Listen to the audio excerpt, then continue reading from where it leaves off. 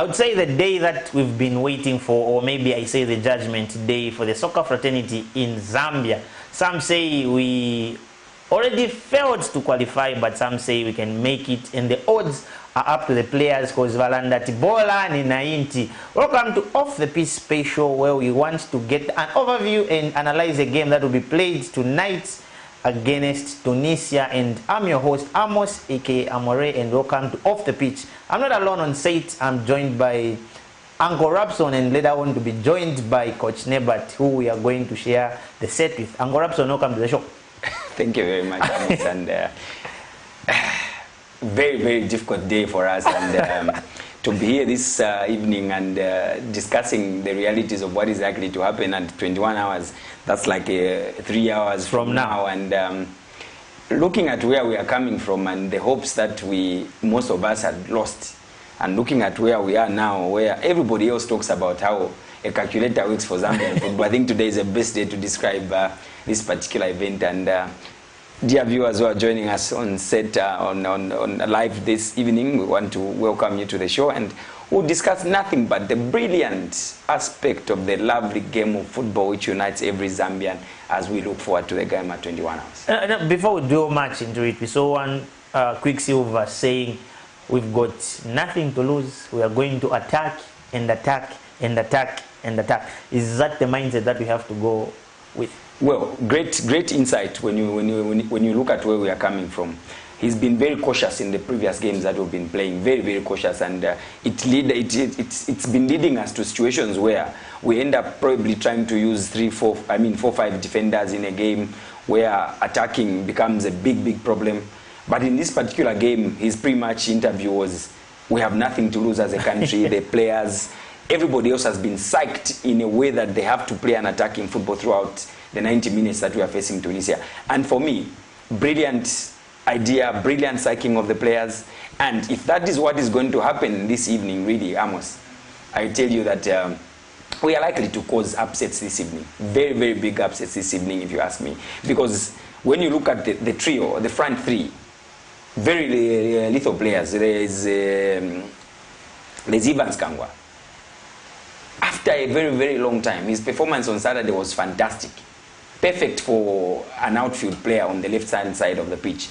We have Fashion Sakala, and now we have one Patson Daka sharing the spoils on the day, one with a hat-trick, one with a single goal. And when you look at that kind of psyching of the players, that we have to go in with an on-out attack on the Tunisians. And mind you, interesting enough, we are looking for nothing less than 3 unanswered goals in tonight's game. And probably that is where the bad side of the thing is. We are not in total control of what the outcome is on the other game, where Mauritania is taking on Equatorial Guinea, where we probably need Mauritania to do us a favor by beating Equatorial Guinea, so that the goal difference becomes in our favor.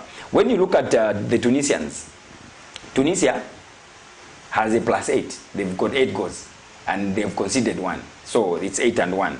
Zambia is 7-6. So when you look at the mathematical approach to it, for those viewers who've taken time to look at it, and everybody else who loves football and is at this particular predicament, we need to score 3 goals. We take our tally to 10. We take our goal difference to 4. That would be 4. So when it goes to 4, probably if Mauritania beats Equatorial Guinea, it will also take the Tunisian team to a situation where our Equatorial Guinea, who are already on 10 points, if they are hammered by 2 unanswered goals, the goal difference turns out to be in our favor. Because what is going to happen there is, the rule is that when there's a tie on points, as it shall be this evening, as it shall be this evening. You know, I like the confidence that is just in my heart, and the courage that... No, a lot of us has got the the confidence. So that is likely to happen, and when that happens, it will be a situation where, head to head, I mean, the first rule is the goals, is a goal difference. So that is what is going to count. You look at the goal difference, you look at the goal scored, then you come and look at the head-to-head aspect of it. So it's in that order that we have to pay attention. But before we go much into the game that is being played tonight, Angorapson, you covered the game that was played on Saturday. How was the momentum like in the stadium? How were the guys faring in terms of attacking? Because we saw them being very hungry for goals. Well, for me, really, when you look at the pre-match interviews that individual players were having and the type of confidence they were trying to show us as fans, to say, we are now rebuilding. We are a new team that is rebuilding. We've made mistakes in the past. And one thing I liked about the whole squad, everybody who had an opportunity to be interviewed at that level, they were all talking about how they have messed up in the past, how the team has not performed to the expectations of the fans, and now how they are trying to rebrand and become a better unit on the field of play to rekindle the lost hope and the lost confidence that the Africans, the Zambian fans have had in the national team. And when it came to actually implementing what the pre-match interviews were, we went ahead and saw the action on the field of play. It was, from the beginning, it was perfect, end to end. Let's look at the marvelous performance of One Kalulu, Evans Kangwa. Something that we didn't expect to see, because for me personally, I felt like he was my man of the match. Looking at the dribbles that he did in the wings, is that his right position? Kalulu was my man of the match until he got a yellow card. I think he started being very cautious after getting a yellow card. But prior to that, in the first 20 minutes of that game, Evans Kangwa took on defenders. Well, for me, really, if you are going to play that kind of an attacking football on the field of play, where for a striker, before you think of passing the ball to any player, you have to eliminate one defender. The elimination itself allows you to force your opponents to bring back a second player after you've eliminated one, thereby reducing the number of defenders behind the line that you're attacking. That's exactly what Evans Kangwa did on the left side of the field. He was attacking the defender, taking him on and putting in the crosses. How many of those crosses did we miss? In the first 20 minutes, the game would have been 3-0 up. Would have been 3-0 up if you ask me.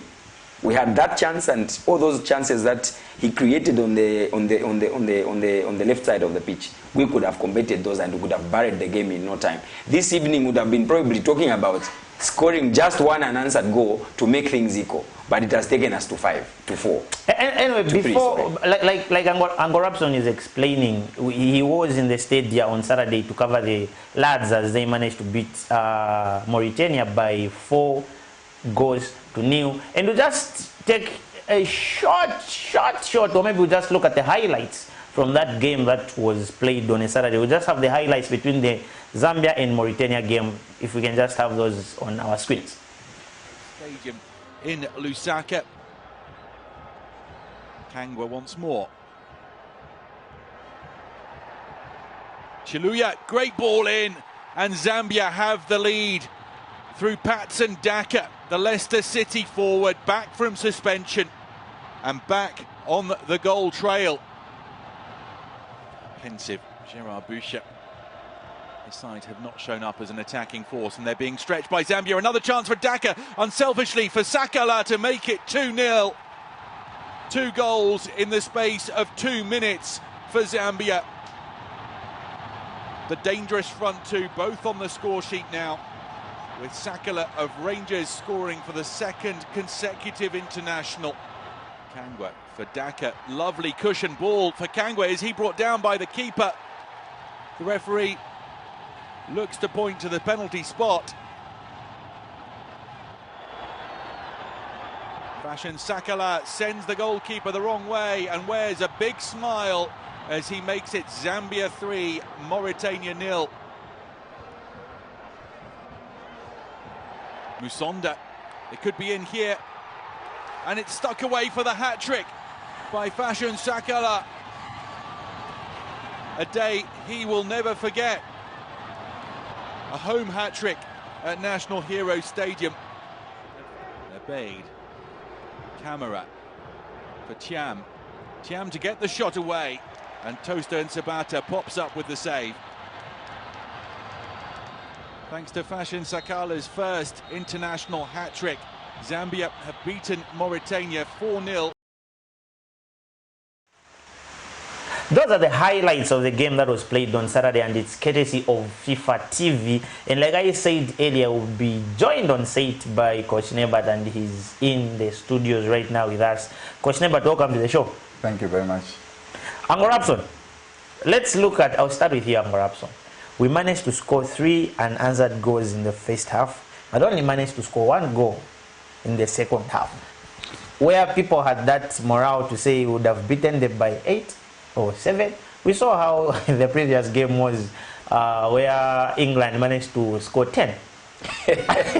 Was it going to be the case? Well, it wasn't going to be the case. Of course, there are so many permutations that we can take into consideration when you look at that particular game of that magnitude. The first 45 minutes, we saw our foreign-based players showing us how foreign they are, and how lethal they are, and how they've been exposed in the field of play. They took on those defenders. We kept on pumping our balls up front.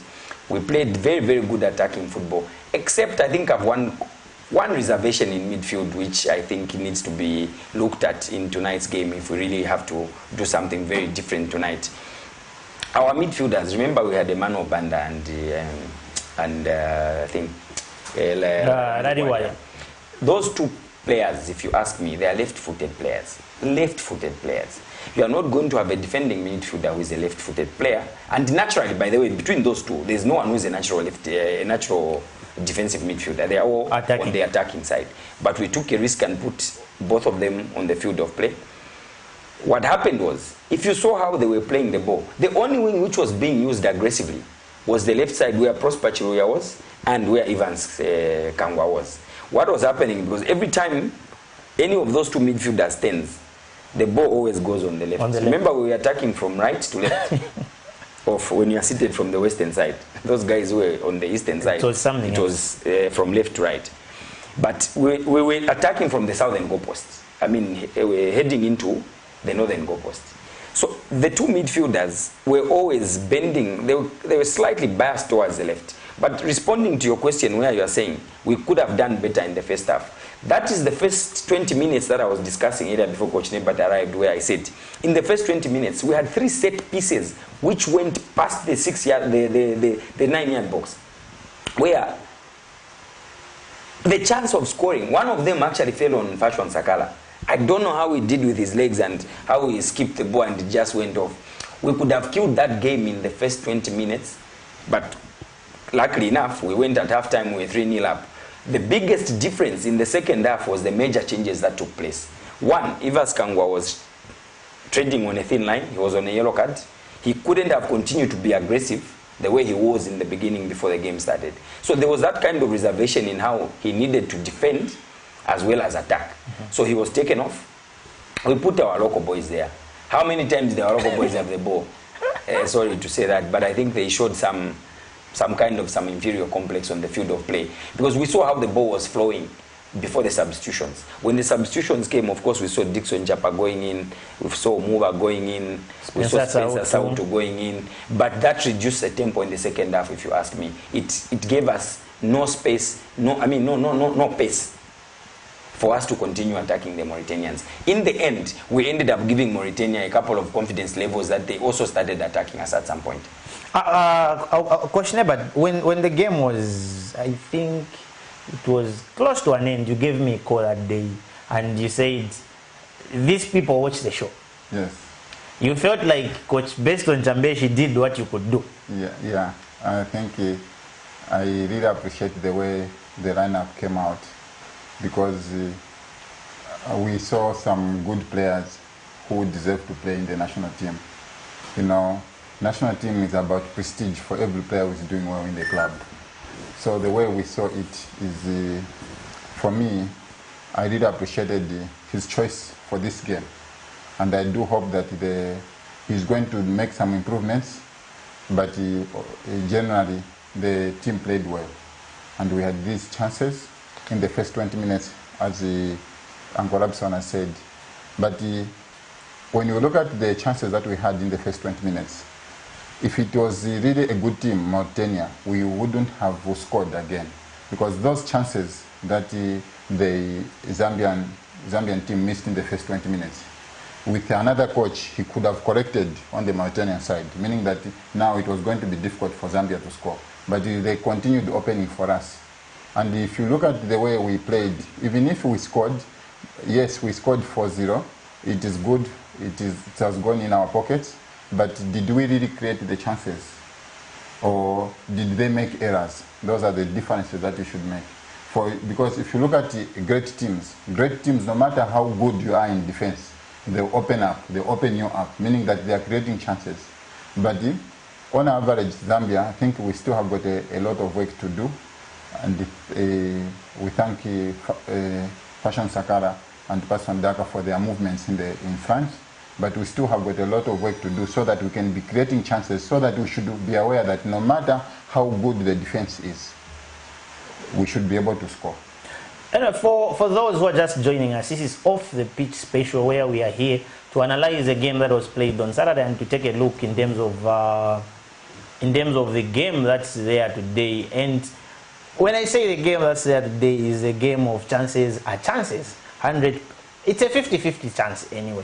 But looking at how the team was, Angorapson, would you change any player? Because the team that started on a Saturday was Tostan Sabata, Prosper Chiluya, Simon Siruimba, Tandi Mwape, Dominic Chanda, Emmanuel Banda, Rari Waria, Lubambo Msonda, Evans Kangwa, Fashion Sakala, Patson Daka.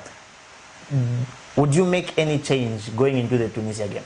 Tactically speaking, if you ask me, I would look at, I would really consider two changes in that team. One of them is, I'll start with the obvious one. I would rest Lali Warrior, put him on the bench, replace him with a defensive-minded midfielder. I would either pick Dixon Japa to go and sit right in front of the defense. That would be my option. Sit right in front of Dominic and Tandi, so that you protect the back four, because the aggression of the Tunisian side, any lapse in midfield, the midfielders that we had in the game against Mauritania on Saturday, if we are going to play those two midfielders, I can assure you will be ripped apart in the first 45 minutes.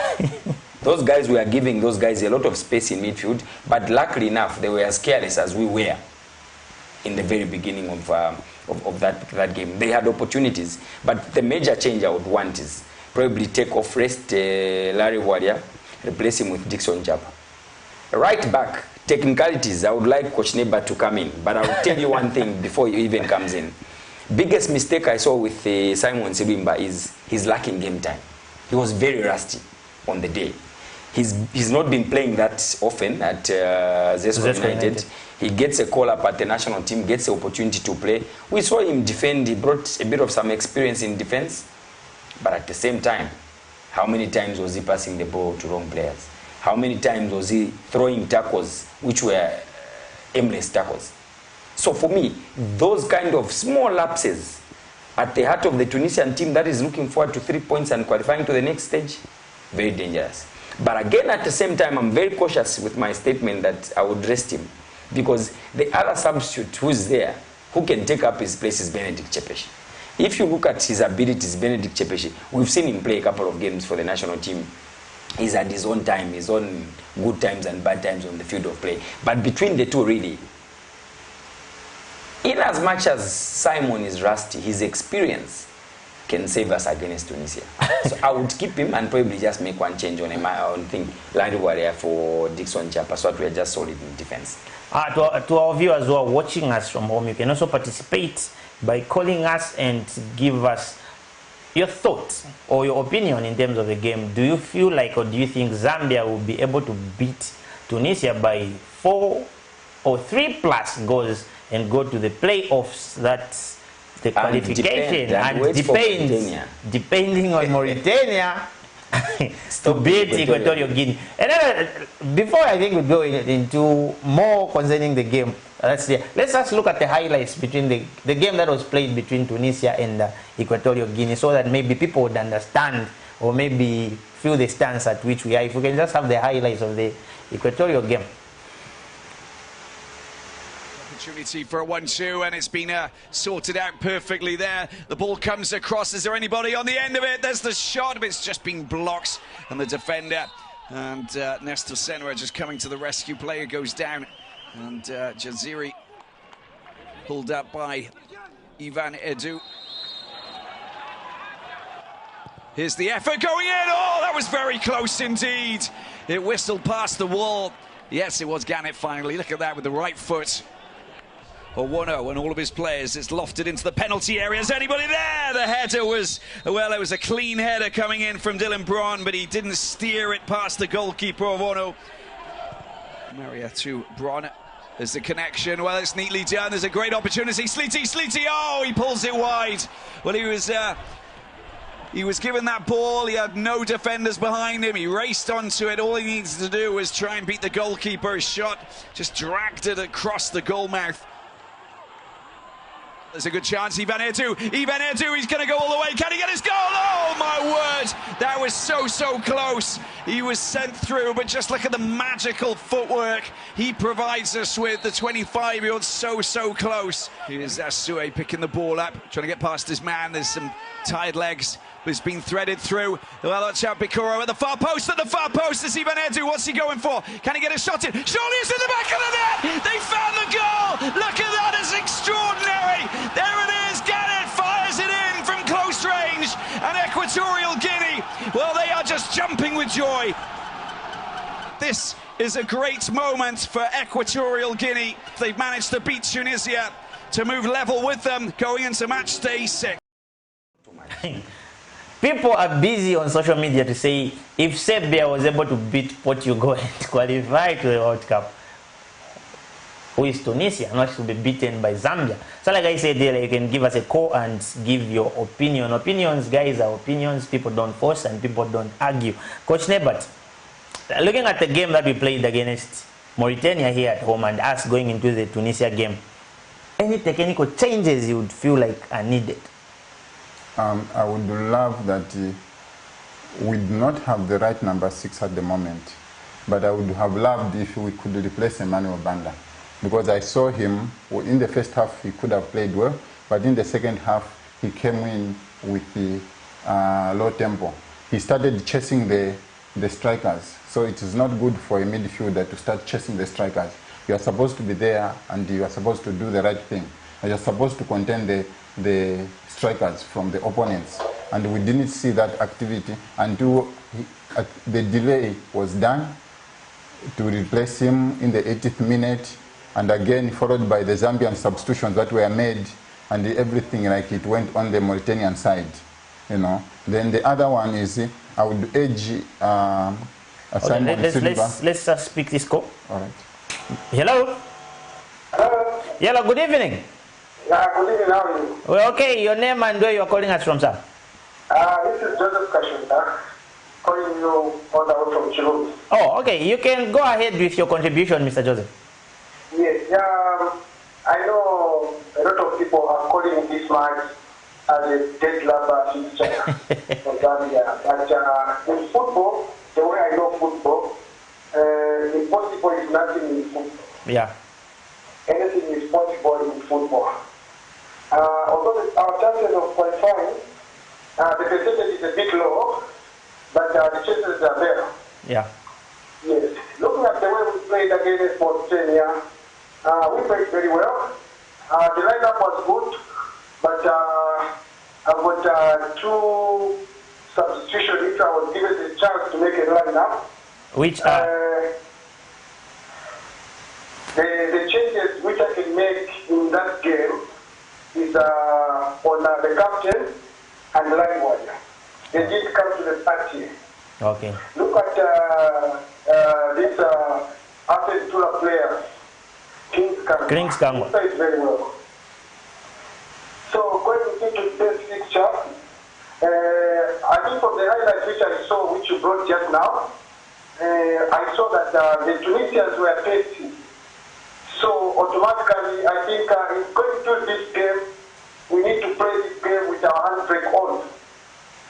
If replacing the two gentlemen which I've just talked about, we need 2 defensive midfielders, meaning that Dixon Chapa and another defensive midfielder in the name of Emmanuel Banda, if possible even 3. we will be at the problems beating the Tunisians. Joseph, what time are you going to score if you put 3 defensive midfielders? Looking at Samson Daka and Tim Zikangwa and Patrick Sakari, it's possible that we can have 3 defensive midfielders. A defensive midfielders, on the 3 defensive midfielders, we can allow one to act as an attacking but defensive minded. Okay, well, before we let you go, what's your prediction score? Yeah, today's fixture, it's a bit tricky to predict. I'm hoping that Zambia can carry the day by the cricket scoreline. With 3 defensive midfielders, Joseph. Hello, thanks for coming through, Joseph.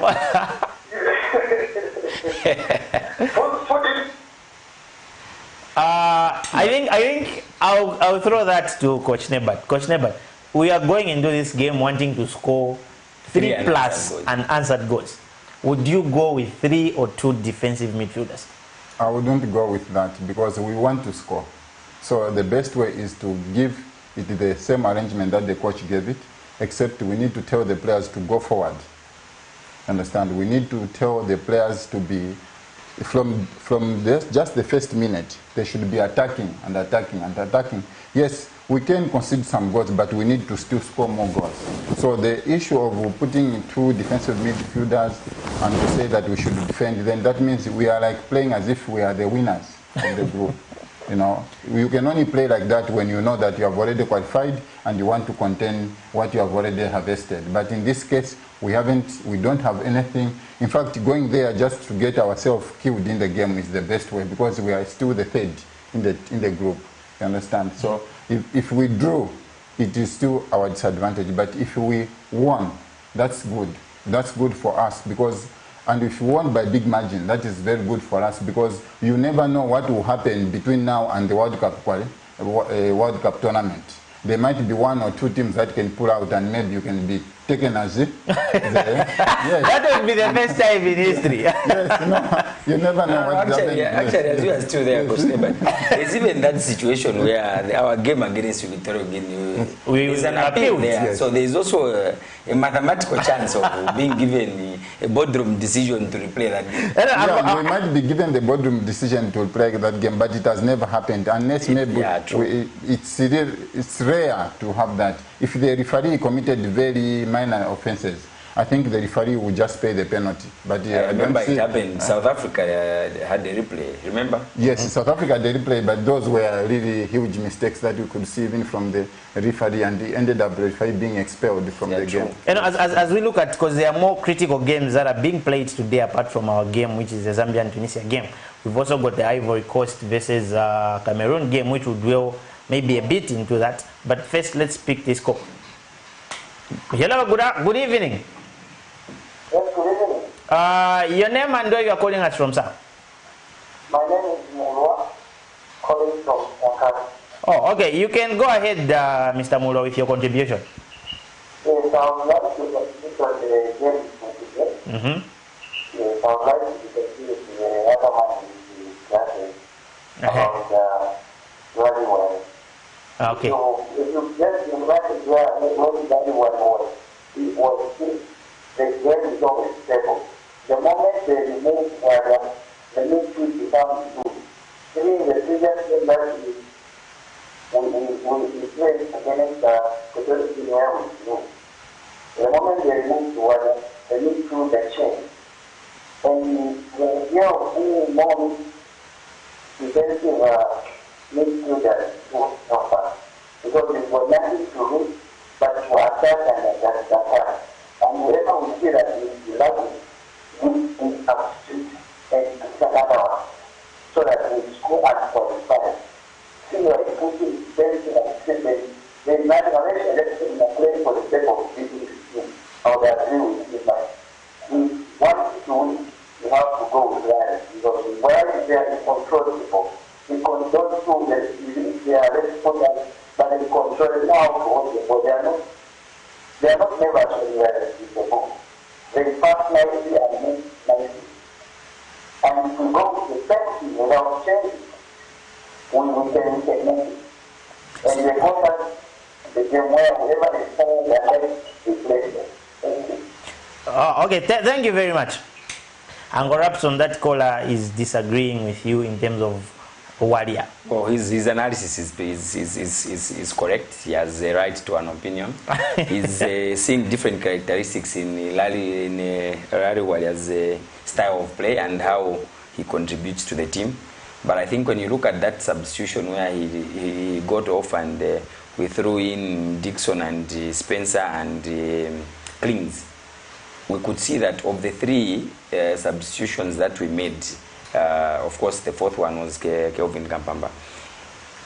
The only one who came to the party in the midfield was Klings. Dixon was neither here nor there. He brought a little bit of stability here and there. But I think the biggest difference that we all noticed was actually the coming in of Klings Kangwa and trying to do what he knows how to do best. But otherwise, the caller's opinion is well noted, and it's important to have different views, and it's always nice. Let's just see and wait on how the coach will see this game. My analysis of Larry being taken off is on the strength of the Tunisian side. That's what I'm considering.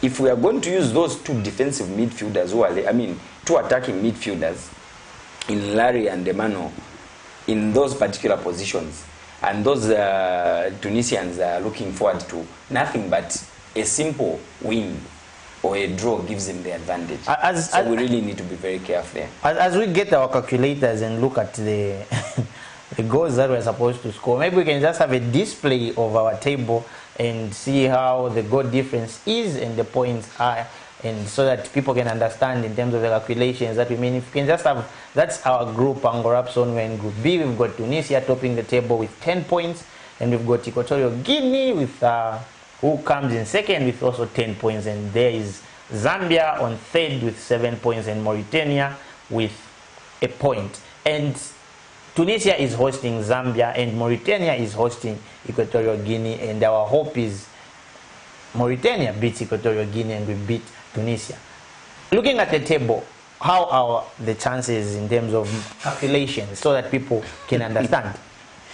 Well, we've gone through that already when we were talking about how Zambia needs to go to score 3 goals to push the goal difference to a better number, because we were going to go to plus 4. The Tunisian number is going to reduce when we hit them with 3 to come back to -3 at minimum. It will come back to +3, which will be equal to where we want ourselves to be. But the rules, the qualifying rules, will ask for a favor that Equatorial Guinea also concedes goals against Mauritania, so that the goal difference doesn't disturb what we are looking at between ourselves and Equatorial Guinea before we even come to the Tunisian side. So it's a very, very tricky day for. Just a quick update. There are games that are being played already. We've got Algeria, who is hosting Burkina Faso, and Algeria is leading by a goal to 0. And we've got Liberia, who is hosting Central African Republic, and they are leading 2 goals to 0. And we've got Nigeria versus Cape Verde, and Nigeria is leading by a. The game is on. It's 1-1. And Mozambique managed to beat Malawi, and we've got the game of death again, Cameroon versus Ivory Coast. But before we take a look at these games, let's just look at the South African game, which brought a lot of controversy on social media. If we can just have this clip to show what happened, so that people can be able to see and understand. Helped on by Ayew. For Jordan Ayew, strong play from the number 9. Jordan Ayew to the edge of the 6-yard box, and you have to say big credit to Terence Mashego for coming across to help put off Jordan Ayew there. The South Africans wanted the free kick. Daniel Kofi-Kieré who takes it, an out-swinging ball. It's just over the head of Andre Ayew. Ghana player goes down as a penalty. Daniel Amarte fouled in the box, and the referee reaching for his pocket. It's a yellow card for Rushin Daruk.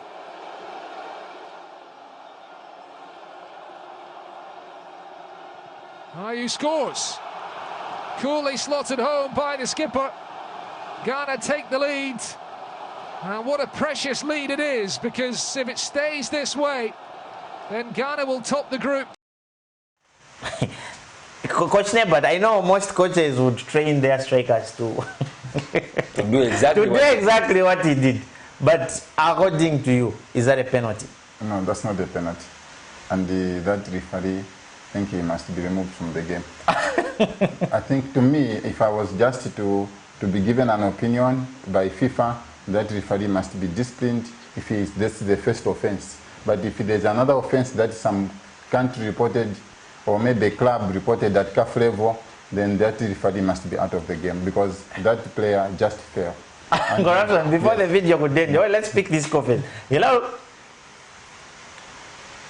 Hello? Hello? Hello, good evening. Good evening, how are you? Okay, how are you? Your name and the way you are calling us from?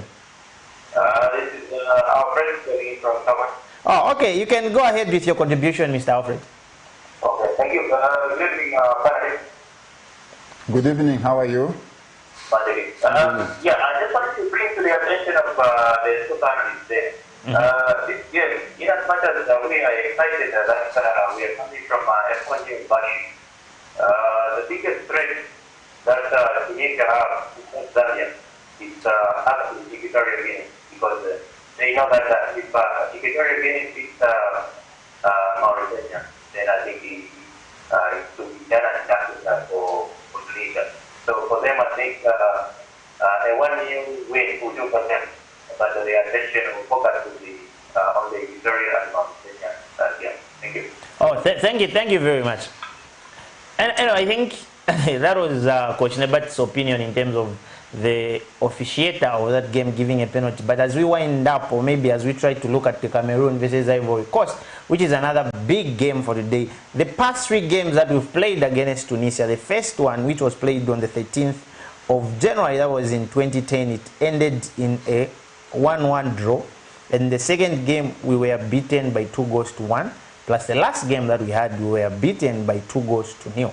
So in short, we haven't recorded a win yet amongst these previous few games that we've played, and hoping for a change today. But let's look at the biggest game, which our own Hona Janza has been appointed to officiate. It's the same one, right?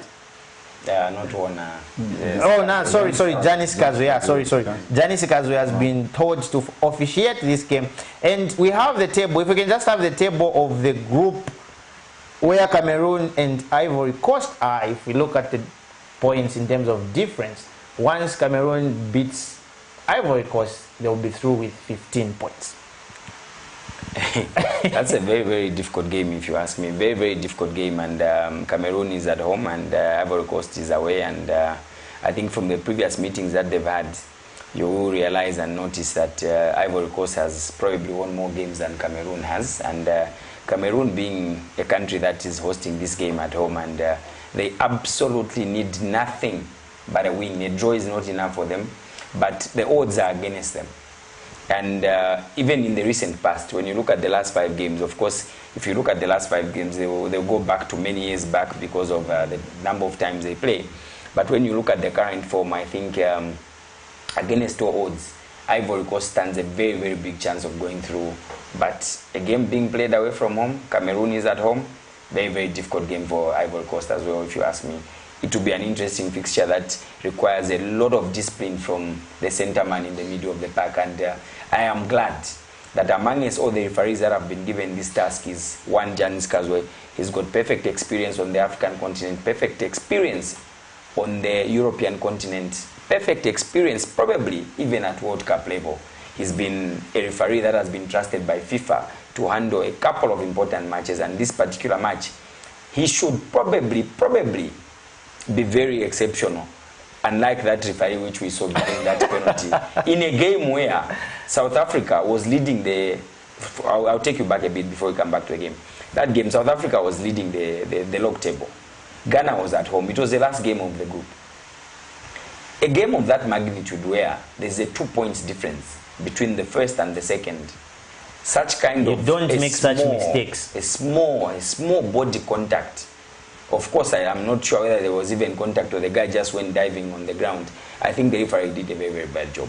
And I think for me, coming back to the other game that we are talking about, Cameroon and Ivory Coast, Skazwa is a very, very disciplined referee and very, very, very, very authoritative on the field of play, if you ask me. And I can only wish him all the best as he represents Zambia well in that particular game, because these are the stories that come out. Say that referee was from Zambia and this is what the referee did and this is what he needed to do. But I think overall, that is a very, very critical game, if you ask me. It's a qualifier of a very, very high magnitude. Before I come to you, Coach Neba, the previous 4 games that Cameroon and Ivory Coast have clashed, we've got the first game, Cameroon managed to beat Ivory Coast by 4-1. The second game it came out. Which year was that? That's in 2014. These are competitive games. And all those players have retired. It was a competitive game. And we've got the other one the same year. It ended in a 0-0 draw. In 2015, Ivory Coast again managed to beat Cameroon. Ivory Coast managed to beat Cameroon away by 1-0. That was in 2015. 2016 again, Ivory Coast managed to beat Cameroon by 3-0.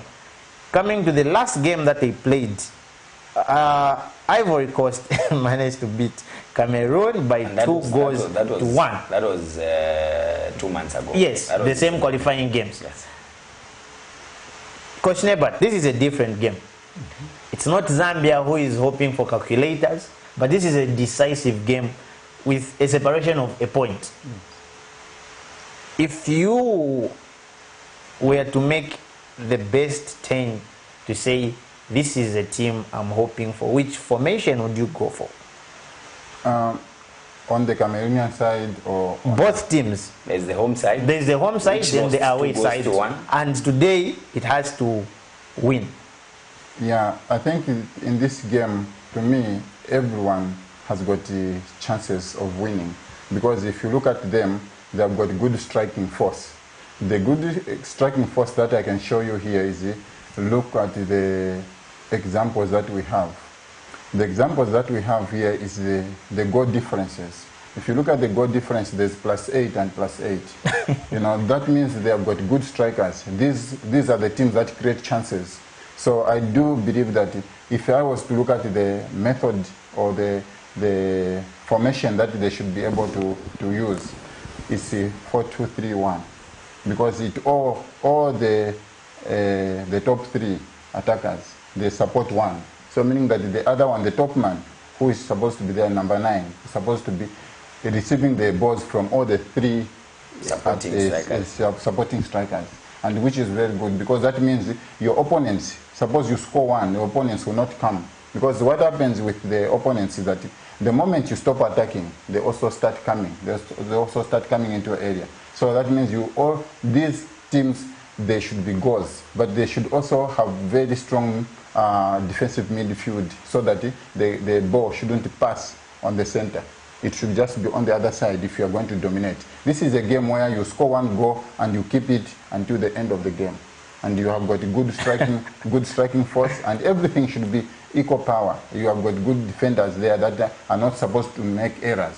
You understand? There are errors like the game that was between Tunisia and the Equatorial Guinea. It was an error from the Tunisian side that caused the goal. If the Tunisian side defenders were close to that ball, I don't think that the striker could have shot there so that it would be a goal. So they were powered in one side, meaning that they caused that. They wanted to protect the goalkeeper. They all went very close to the goalkeeper, leaving the guy right gap. Leaving the gap. So that gap should have been covered. Should have been covered by the defender. So if you have defenders that are going to just lose concentration at some point, then the other team will take over. That's it. Because these are accurate strikers.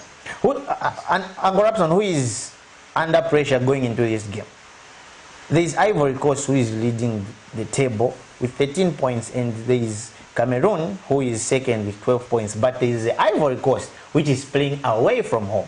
And there is also an Ivory Coast team that beat Cameroon 2 months ago by 2-1. And now, when you look at those permutations, Amos, you realize that Ivory Coast was at home. They scored 2. The away team, Cameroon, also scored 1. Meaning that they have capacity to score as well, if they can score away from home. What more when they are home, especially with the floodgates of supporters being opened? What is likely to happen? they're likely to perform way, way better than they performed away from home, because now it's a situation where your conviction tells you that if I don't do this, we are done and dusted as a country.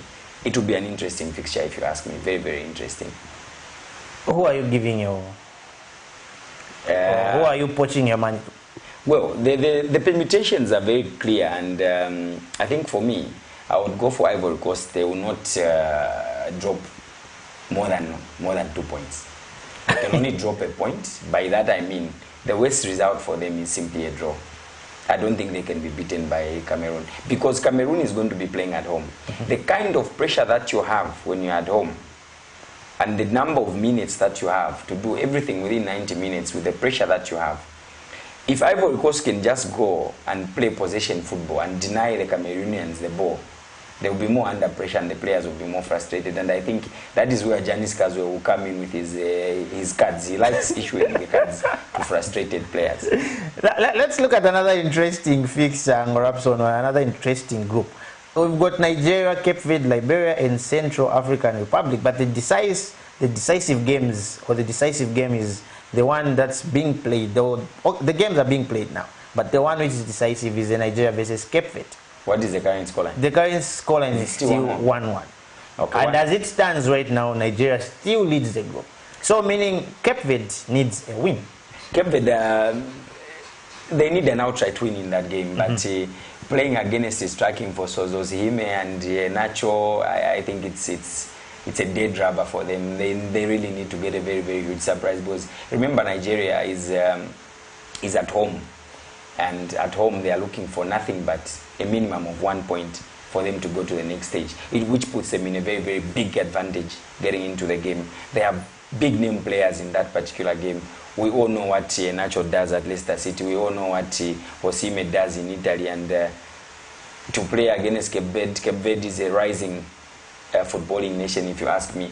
They have probably improved way, way, way better than ourselves when you look at where they are coming from. That is a very, very small island, but to look at what they have achieved in the recent couple of years, I think it's a very, very big achievement for them, and that game is still open. It could go either way, but I think the big name players will use experience in that game and just salvage a point from that game and just qualify. Who are you going for? I'm going for Cape Verde, because they are playing attacking football. And in Nigeria, yes, they're using names, but you see, if you look at the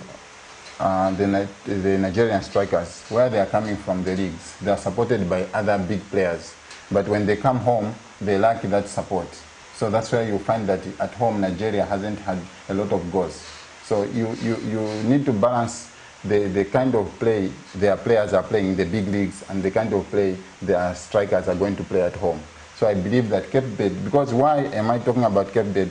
When you are talking about a team which has no big names, everybody is able to is involved. Everybody puts in their 100%. But when you are talking about the team where there are big names, you start putting pressure on the big names. And once those big names are locked up, then you are done. Coming back to our game, before we take a look at the fixtures that are there for the... Coach Nebati, you and I are going to laugh. That game is still on, and come to an end soon, and I'm going to laugh at you. I didn't get your final prediction on our game before we wind up on it and we take a look at the fixtures that are there in terms of the MTN Super League tomorrow. Well, to be very honest, that game against Tunisia is an interesting game. We are looking forward to. For me, the biggest achievement is just beating Tunisia. Whether we forget the goals, for me, let's do it for pride. Let a team that is qualifying from our group qualify on merit. When we beat Tunisia, I'll be very happy. Whether it's by a goal to nil, it won't take us anywhere. But just the mere fact that we have fought and we have started rebuilding the team is going to be a very, very good ending to the qualifiers, and to look forward to the next stage in the next AFCON qualifiers. For me, my prediction is that we are going to probably get a scoring draw. Coach Nebat, what's your prediction? My prediction is that we are going to draw, and it will be 0-0 upon Swimba doing it fast. clearing the balls, getting it done as quickly as possible. He's physically fit, that's great, but he should just be able to clear the balls, and they should go to the right people, to the right players. So Coach Nebat, you are agreeing with me that the game we watched on Saturday, yes, Simon Sirimba was kicking balls aimlessly. Do you remember? Yes, I know. But now, coach is saying he should start passing the ball instead of kicking them aimlessly. Yes. Because when you kick it aimlessly, you are making it 50-50 to come back again. And that is the reason why I said the player is a bit rusty. He's back from his injury. He hasn't seen game time a lot. But if he continues to be putting himself under pressure where he allows the striker to come and harass him before he decides where to pass the ball, he will be forced to be shooting the balls up. And when you shoot balls up, remember the height of our strikers that we have, they are quite short. And the Tunisians are on the toe side, so the advantage will go to the other team. So I like what he has said. Yes, but let me also say this. You know, when you are playing for the national team, when the player is called for the national team, the way I believe it, I've never been there, but the way I believe it, I believe that the best right back was supposed to be picked from the league. And I personally believe that Surimba was not the right one. There are other right backs that are good. For example, if we take right backs from Nkwazi, you know, Nkwazi has considered few goals, meaning that there have been few errors in the defense. I think we should now try to look at which team has got the best defenders, and which team has got the best midfielders, and which team has got the best strikers, and we put them together and we form the national team, rather than just picking names when meanwhile you know that that player is not having game time. I'll give you this example. When Southgate, the England coach, was asked why Lingard and Jordan Sancho was not featuring, he just gave an answer, a short sentence, and said it was because of game time. Now, if you take a player from the club who has no game time, how is he going to fit into the national team, which has got few days to train? You understand? Those are the technicalities that people should now be looking at, because when we succeed as a nation, the profile of everyone in the country, it goes high. Thank you. The same point that you emphasized last time, Mangorapson, to say why picking players that don't see game time. But anyway, most of the times we've complained of how poor officiating our games have been. But looking at, I don't know, I haven't watched this referee handle any game so far. Anyway, maybe I've watched, but I didn't know it was him. The game will be handled by a Burundi referee, Uncle Rapson, by the name of Pacific Ndawiha Nimana. He's from Burundi. Hopefully he will do a better job, but like tomorrow we start saying they're officiating. He needs to remember that, man, that we have a lot of his brothers in this country, so he needs to be very fair. We keep a lot of those brothers here, but we can only wish the center man all the best, and he should just be firm, really. Let him apply the rules the way they are supposed to be applied. What we are lacking now with this center man is that, especially in Africa, where the head of VAR is not very common, we have that challenge, really. We have that challenge. And of course, these guys, we also need to give them space and time. These are people who see events once. You and I we judge them based on a slow-mo that you've watched a couple of times. So for me, really, I can wish the Burundian man all the best, and hopefully he draws that strength that the whole world is watching, and that this game is as important as any other game that he has officiated before, and the application of the football rules should be paramount in this particular handling of the match. Anyway, coming back to our MTN First Super League, there are games tomorrow, and we've had some good news. I don't know if I would say good news, where our first president, Mr. Andrew Kamanga, said they want to introduce VAR, which is VAR, something that something that has brought a lot of issues in terms of the English Premier League and these other big leagues around or across the world. But let's look at the games that are there tomorrow, Angorapson and Coach Nebat. We've got two early kickoffs. We've got Forest Rangers, who will be hosting Indeni FC, and we've got Kafue Celtic, who will be hosting Green Buffaloes. We saw the Kafue Celtic that managed to clinch a point at Red Arrows. Which one is your interesting fixture amongst these two games, Coach Nebat? There is the Forest Rangers versus Indeni, and there is Kafue Celtic versus Green Buffaloes. I'll pick Forest Rangers versus Indeni, because this game is interesting. One is that the Forest Rangers, they have scored more goals, and they have conceded more goals. So I hope during this 1 week off break, I think the coach worked on his defense, and they are going to correct that, because the striking force, I think nobody has been injured on their side. We haven't had any injuries on the striking force. The player who has not scored a single goal from the time that he was acquired in Bournemouth. Yeah, okay, but the others are doing the right thing. The other players are doing the right thing. So you follow the overall, the overall team. Yes. I understand. Then on the part of Indeni, it is very interesting, because the coach that said these players have no technical ability. I've finished, I've got everything. It's back at Indeni. So it was unveiled today. David Chilufya came back, but so what is your simple analysis on that? Because for me, it's not too long ago when he did that. Not too long ago. He was sidelined because of that comment. And that comment, probably, somebody who made a decision to sideline Coach David Chilufya because of that comment has sat back. After the departure of Mwenyach people, they remained with no option, and probably they digested and thought about it. You know, this is where football administrators in this country should be able to be very fair and analyze critiques very well. If the coach has seen that the crop of players I have at this club have not technical abilities to adapt to the style of player I want, why would you fire the coach? No, but let's talk about this. The coach has the responsibility, especially him, because he recruited those players before he came to MTN League. Remember, he joined Indeni when they were still he left Zanaco, and he was with the Indeni when they were still in national division. So from national division, he played with them, and he was given the time to recruit the players. So who recruited the players that had no technical abilities?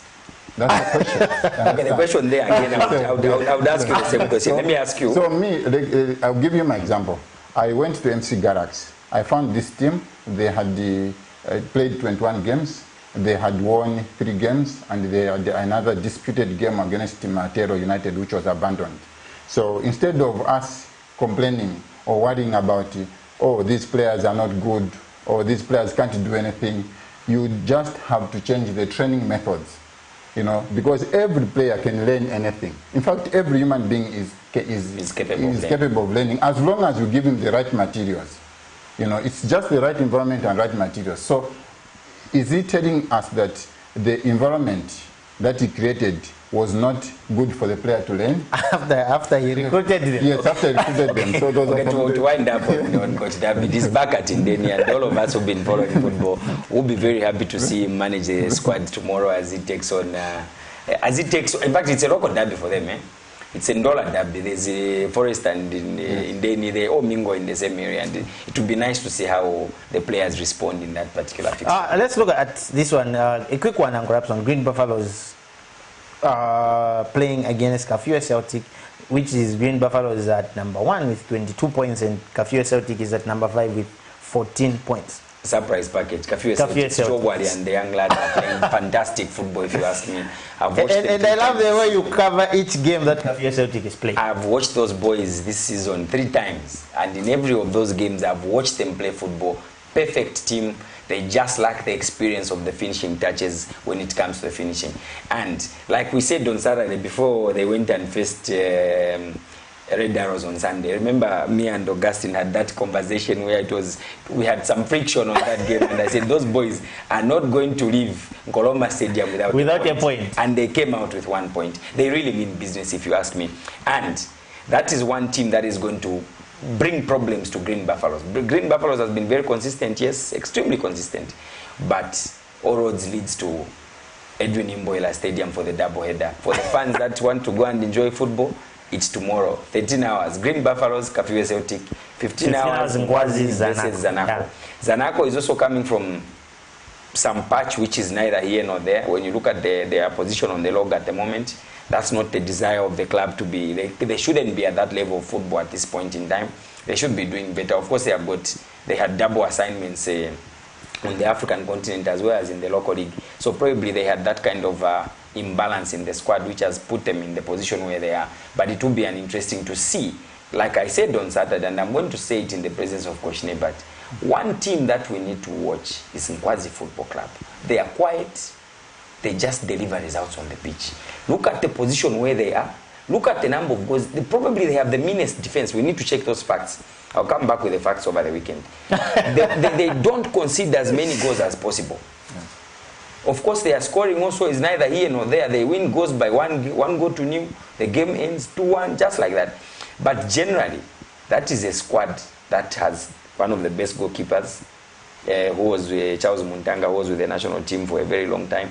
And he's still good and developing. Their defense is solid. They are not conceding goals. It will be a fantastic game to watch against the Bankers. Let me talk about Kafue Celtic. For Kafue Celtic to come back to get a point from Edaros, I think they were 2-0 down. Yes, I think there is something that is happening at Kafue Celtic. I think the coach is teaching them to think, because normally when you are 2-0 down, you expect to give up. 3-0, it's even worse. So if for them to get a point, I think hands up to the coach.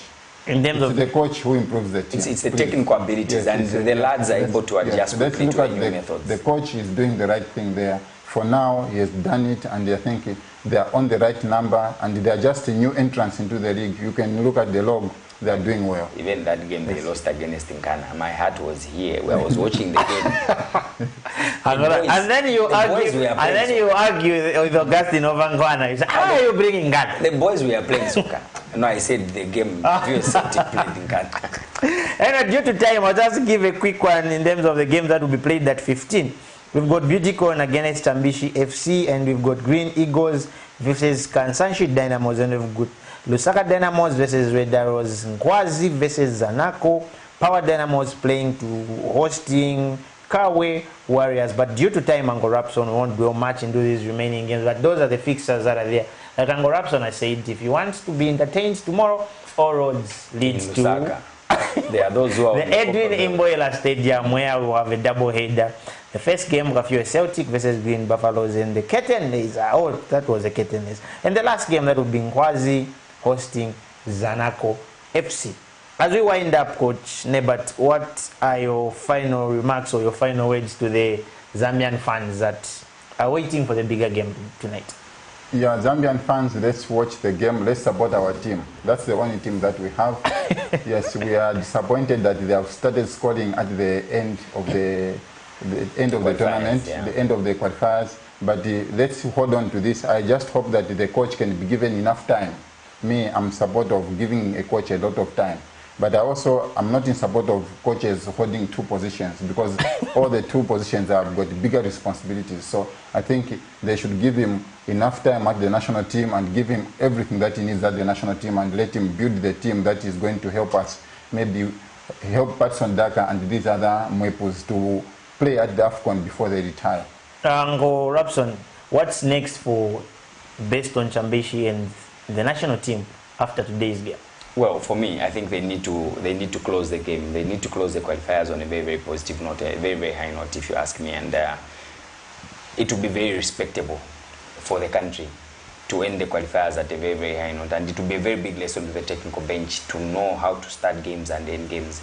There is no way you are going to improve at the end of the qualifiers and expect a different result. The momentum that we have now should be pushed into the qualifiers, which will be starting next year for the AFCON qualifiers. And I think to the fans who are expecting a result that everybody else is expecting at 21 hours, we can only wish you all the best. Support the lads, be positive. Let's give the coach that support that they need. And to the Levino crew, I'll be seeing you very shortly as we watch the match live on ZNBC TV, as it will be carried live there for the fans to watch. Apparently, that is the only channel that is going to air that game. And this is where we come to the end of Off the Pitch Special. We'll see you on Saturday to give you more overview in terms of the games that will be played tomorrow. But hopefully tomorrow we'll have Blessing Sakwila to give you an insight of the game that will be played tonight. That's in the breakfast morning show that comes every day on your screens at 7 o'clock. But anyway, on behalf of the whole Interproduction team, Uncle Fred upstairs and Isaac doing the palangashating, not forgetting one Elijah Chefita, who has been directing us here in studio, and not forgetting Pastor Moses and Victoria Chilwa for giving us this platform to give you nothing but the best in terms of sports. You can stay glued to Camnet TV for the main news is coming in 30 minutes from now, so that you tend to hear and you know what's happening around the community and the globe at large. I've been your host, Amos, aka Amore. We've come to the end of the show, and bye-bye. See you on Saturday. We're out.